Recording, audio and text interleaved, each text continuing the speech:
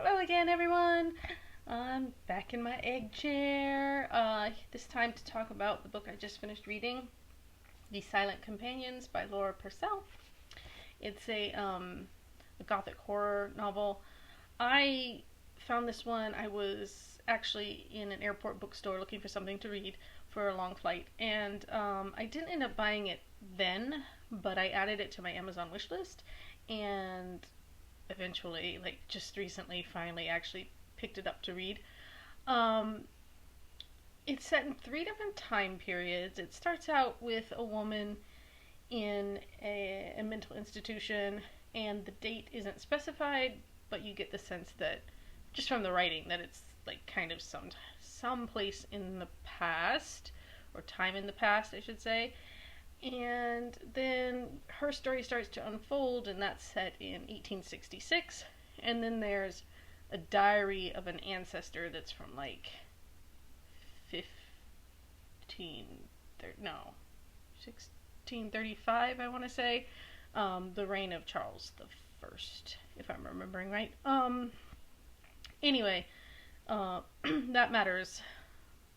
The time period matters less, I guess, than just knowing it's more, it's older. It's like 200, 300 years before.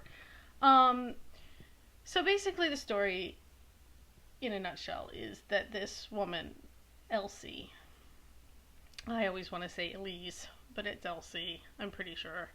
Um, she is pregnant and recently a widow.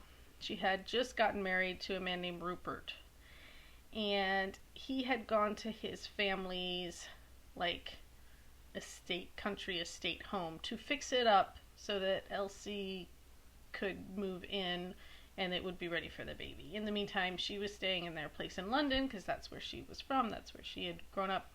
She had grown up not, I don't say poor, but her dad owned like a matchstick factory, and so they had manufacturing money, I guess, but it wasn't like they had a lot of money. It was just, Anyway, long story short, she met Rupert because he was investing in the matchstick company, and she married him, and so on and so forth. Rupert goes to the estate, dies suddenly. Elsie has to come out to this estate with Rupert's cousin, Sarah. Her kind of it's this mousy, she had grown up, Sarah had grown up poor, had been a lady's companion, until her, like, the woman that she'd been, like, the companion to had passed away.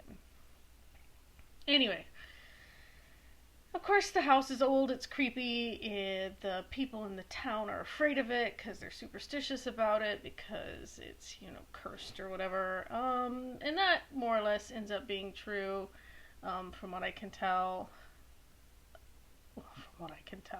I read the book. Yeah, like the house has this nasty history. They find this old diary of this woman named Anne who writes about, well, I don't want to give anything away if you want to read it. But the silent companions in the title. Think weeping angels from Doctor Who meet those standees from the old video stores, the cutouts that are like life size of like various actors or whatever. That's pretty much what they are. they are these wooden painted people, and they move when you turn your back on them. They get closer. You can hear them hiss, hiss, hiss, and things like that. It's all pretty. It's nothing new, I would say, in terms of like the genre. It's entertaining. The book is very atmospherically written. I read a lot of, after the fact, I always like to read other people's reviews. I read a lot of reviews that the language is too anachronistic for the time and things like that. That didn't really bother me. If you like things like The Turn of the Screw, this might be your thing. Basically, these cutouts, they're not cardboard, they're wood. They're wooden. Um, I guess they're family heirlooms or something. The ancestor had bought them when the king and queen were coming to the house. She bought them as like a way to entertain the king and queen with the kind of, I guess it was meant to like, ooh, surprise them, that they would think that there were these people, but they weren't really people. I didn't quite get why that sounded like fun, but okay. Um, you know, simpler days, simpler pleasures, I guess. Um, but things go horribly wrong, and then from then on out, an evil lurks in the house, kind of thing. And these silent companions, these standees, for all intents and purposes, um, are manifestations of evil. And yeah. Yeah. So, people die and you find splinters in them, splinters of wood, right? And it's all very mysterious, I guess. And at the end of the day, of course, they think Elsie is crazy, and she ends up in this asylum because she's either crazy or she's a murderer or she's both, maybe. And the question is whether or not she is or isn't.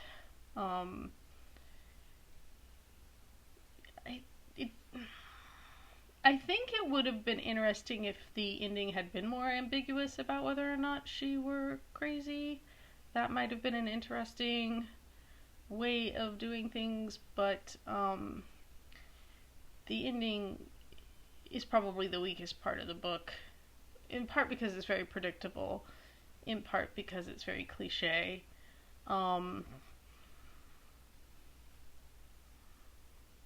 It's a good book. It's not bad. I enjoyed it. I mean, towards the end I was skimming a little more because even though it's the climax, that need for description that comes with the genre, like the Gothic genre likes to build up that description a lot, and I was just kind of like, come on, what happens? Like, I only care about what happens at this point. So after reading like so many pages, and it's not a very thick book, it's not long. It's like 300 pages ish. So it definitely, if you like Gothic horror, something atmospheric, something creepy, it's got a hint of gore to it, but not so much as to turn you off. I, for one, can't stand gory stuff. I don't watch gory movies. I don't particularly enjoy books that have that aspect to them. This was fine for me. Yeah, this book didn't have enough to like turn me off, I guess. Not to say it didn't have some pretty gory moments, but for all the description in the book, we don't linger on it too much. A little goes a long way, I think, in that, and it works here. So yeah, it's a good book. It is what it is. I think it got a lot of praise, and I think it was like a book club, like a famous UK book club selection or something. But I'm just kind of late to the party. I'm usually late to the party on things like this. That's a nice thing about books, though. They're forever. You can always pick one up no matter how long ago it was written. You don't have to be first in line to read it, and you don't have to, like, I need to grab The Mirror and the Light, which is that third Cromwell novel. Not Cromwell. Is it Cromwell? Thomas. Yeah, Cromwell, right? Sorry, I'm getting confused with Oliver Cromwell. I don't know what's happening now. Okay, anyway. Anyway, I'll get on to it. I mean, it took me forever to read Wolf Hall. So, ignore me. It's been a long week. It's been a long week where you are. It's been a long week where we are. We were under curfew on top of all the shelter in place stuff, and it was like my 8th grade son's graduation, because apparently 8th grade is a graduation. They call it promotion. They don't want to say graduating so much as promoting to, high school, but still. But we couldn't have that, so it was kind of a virtual promotion thing, and I don't know. It's been a long week. It's been a long couple of months. I hope you're well where you are. I hope you're safe where you are. Our curfew was lifted just yesterday, I think, day before, maybe. Excuse me. Finally starting to, be able to go out. I went to the eye doctor yesterday. Felt very strange to just be out and about. I mean, I had a mask and everything. And when I went in, they had me put on gloves too, those little latex gloves and stuff. But, I was able to get my eye exam. So there's kind of a normalcy coming back, but we're not quite there. And I mean, at least we don't have standees trying to kill us, I guess.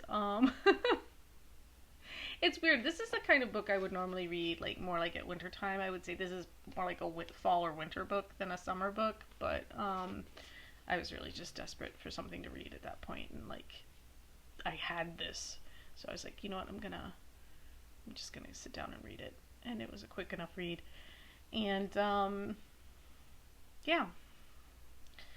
So right now I am starting I'm a couple behind on the Ben Aaronovitch Peter Grant books, so I'm just starting Lies Sleeping, which I think is like the 7th book, and there's an 8th one right after that. So I'm going to read those, and I'll let you know how those go.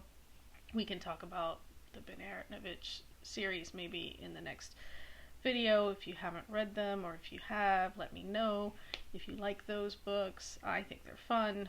For the longest time I said it needed to be a TV series, and then a friend of mine said they're going to turn it into a TV series. I hope they do. I hope that's true. I'm curious to see what that might look like. But anyway, that's all for now. Sorry for the ramble. Things are a little bit cuckoo, I think, everywhere, here as well as everywhere else. And I will see you next time.